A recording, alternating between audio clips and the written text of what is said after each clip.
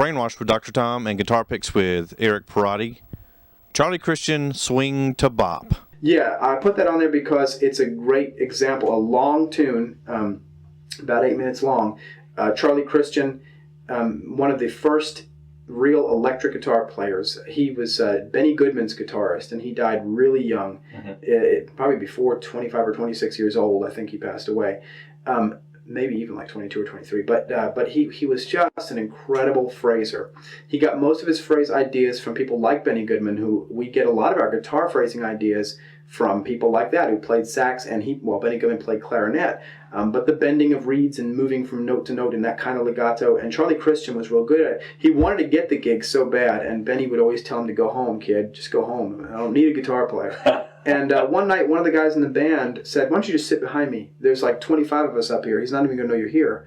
And so he did, and he played the next set. Benny Goodman comes back after the break, and they finished that set, and he goes, come here, kid. He goes, you better be on stage tomorrow at 8 o'clock. So, and if it wasn't for that, we probably wouldn't be playing as much guitar as we do now, because that put the guitar in a big spotlight. This setting is smaller. This is, I think, Thelonious Monk with piano, Charlie Christian on guitar, and the piano player, Thelonious Monk, the piano player and the trumpet player and the guitarist are the three main influences of that recording. But it's a smaller setting. It's not a big band. I think it's 5 or 6 guys on that recording.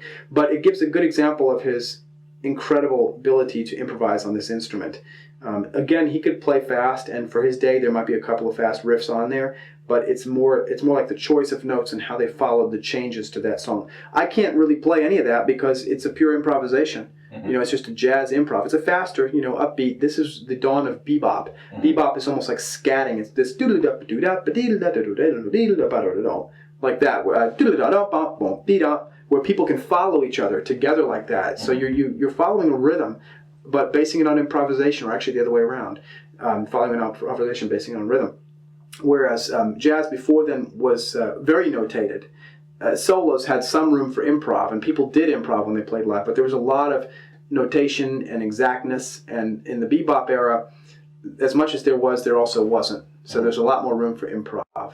Bebop was almost invented by Dizzy Gillespie, I guess you would say, the trumpet player on that recording.